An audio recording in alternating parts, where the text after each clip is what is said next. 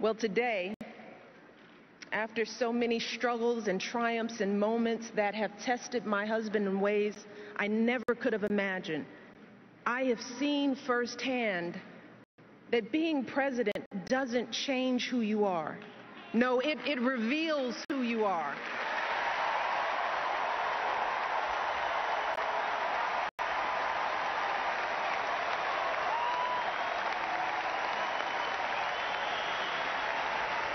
You see, I've gotten to see up close and personal what being president really looks like. And I've seen how the issues that come across a president's desk are always the hard ones. You know, the problems where no amount of data or numbers will get you to the right answer. The judgment calls where the stakes are so high and there is no margin for error. And as president, you're going to get all kinds of advice from all kinds of people. But at the end of the day, when it comes time to make that decision as president, all you have to guide you are your values and your vision and the life experiences that make you who you are.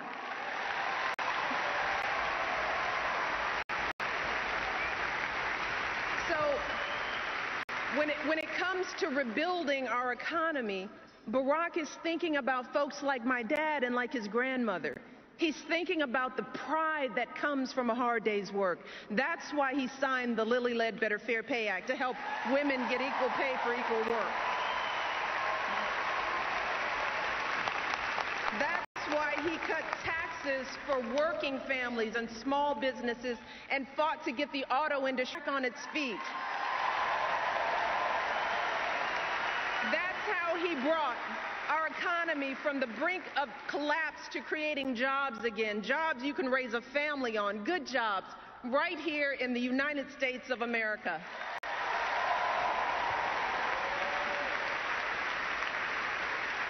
When it comes to the health of our families, Barack refused to listen to all those folks who told him to leave health reform for another day, another president.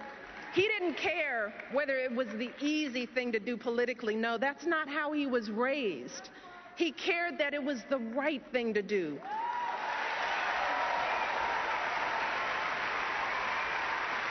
He did it because he believes that here in America, our grandparents should be able to afford their medicine. Our kids should be able to see a doctor when they're sick. And no one in this country should ever go broke because of an accident or an illness.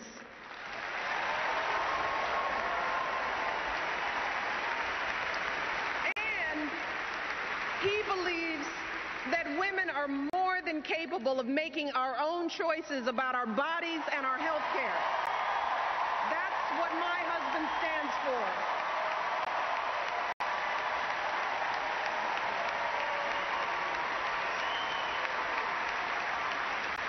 When it comes to giving our kids the education they deserve, Barack knows that, like me and like so many of you, he never could have attended college without financial aid. And believe it or not, when we were first married, our combined monthly student loan bill was actually higher than our mortgage. Yeah, we were so young, so in love, and so in debt. And that's why Barack has fought so hard to increase student aid and keep interest rates down, because he wants every young person to fulfill their promise and be able to attend college without a mountain of debt. So in the end, for Barack, these issues aren't political.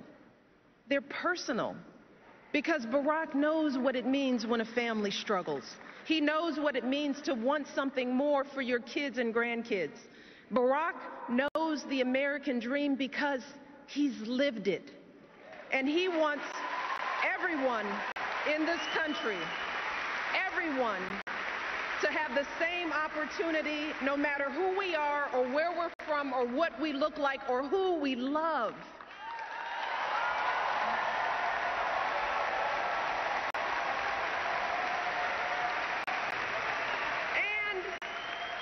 He believes that when you've worked hard and done well and walked through that doorway of opportunity, you do not slam it shut behind you. No, you reach back and you give other folks the same chances that help you succeed.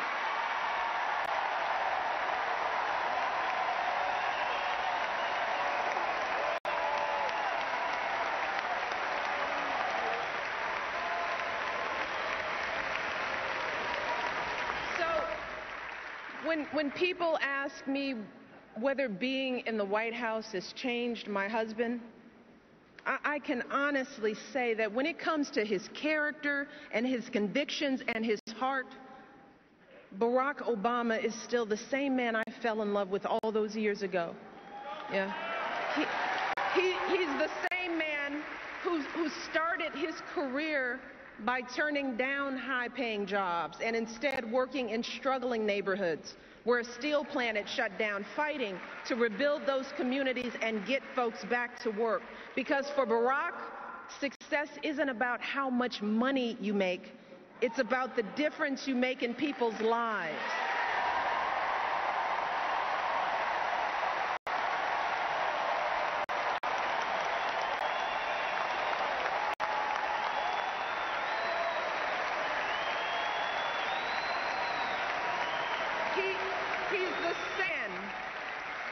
He's the same man when our girls were first born would anxiously check their cribs every few minutes to ensure that they were still breathing, proudly showing them off to everyone we knew. You see, that's the man who sits down with me and our girls for dinner nearly every night, patiently answering questions about issues in the news, strategizing about middle school friendships. That's the man I see in those quiet moments late at night, hunched over his desk, poring over the letters people have sent him. The letter from the father struggling to pay his bills, from the woman dying of cancer whose insurance company won't cover her care, from the young people with so much promise but so few opportunities. And I see the concern in his eyes. And I hear the determination in his voice as he tells me, you won't believe what these folks are going through, Michelle. It's not right. We've got to keep working to fix this. We've got so much more to do.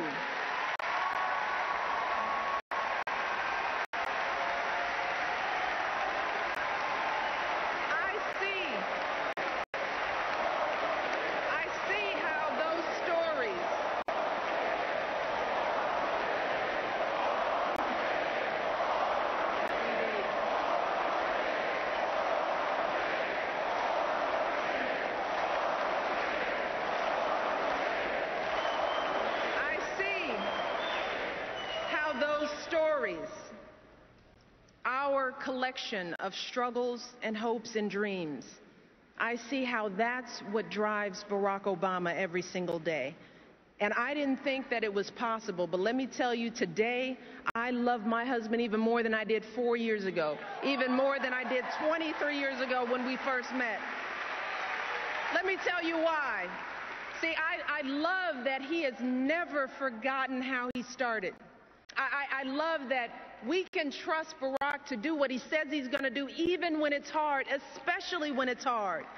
Yeah, I love that for Barack, there is no such thing as us and them. He doesn't care whether you're a Democrat, a Republican, or none of the above. He knows that we all love our country, and he is always ready to listen to good ideas. He's always looking for the very best in everyone he meets. And I love that even in the toughest moments, when we're all sweating it, when we're worried that the bill won't pass and it seems like all is lost. See, Barack never lets himself get distracted by the chatter and the noise. No, just like his grandmother, he just keeps getting up and moving forward with patience and wisdom and courage and grace.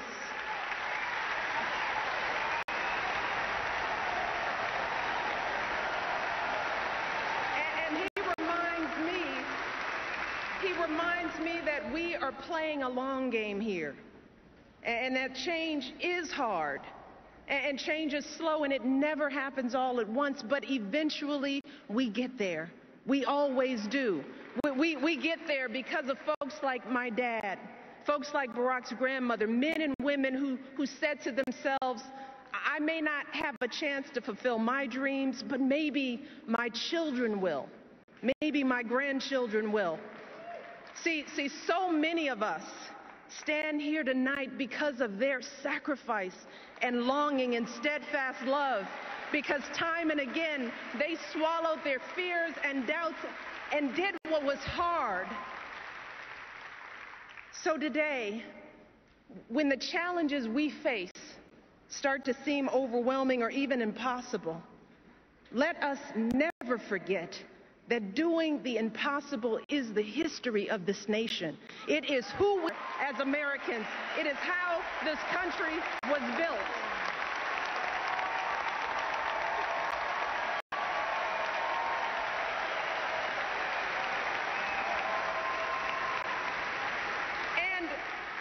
And if our parents and grandparents could toil and struggle for us, if they could raise beams of steel to the sky, send a man to the moon, connect the world with the touch of a button, then surely we can keep on sacrificing and building for our own kids and grandkids, right?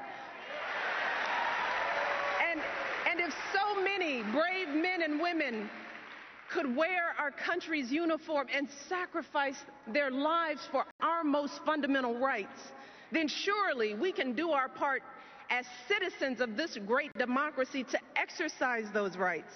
Surely we can get to the polls on Election Day and make our voices heard.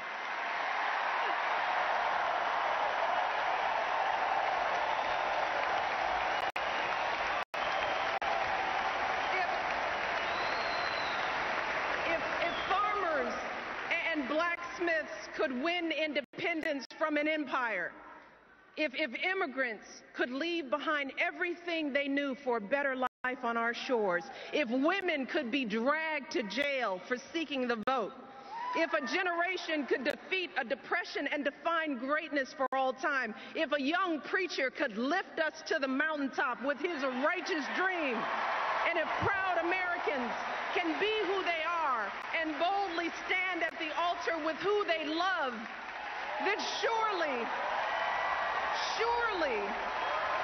we can give everyone in this country a fair chance at that great American dream.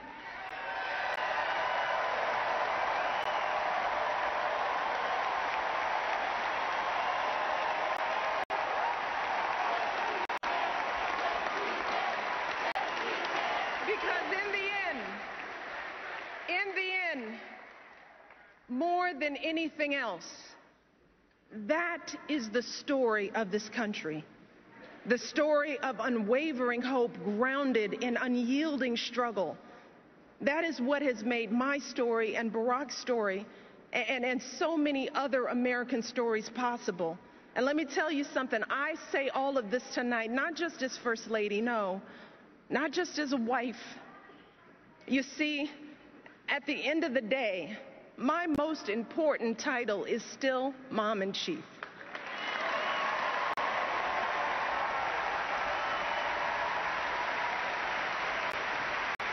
My daughters are still the heart of my heart and the center of my world.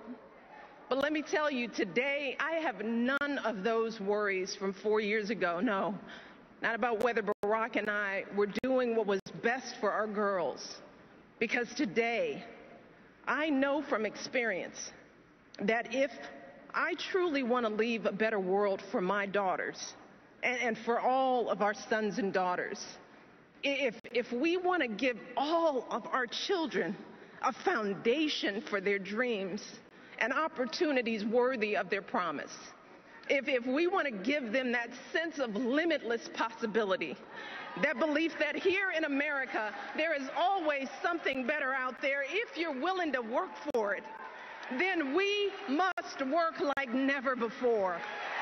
And we must once again come together and stand together for the man we can trust to keep moving forward my husband, our president, Barack Obama. Thank you.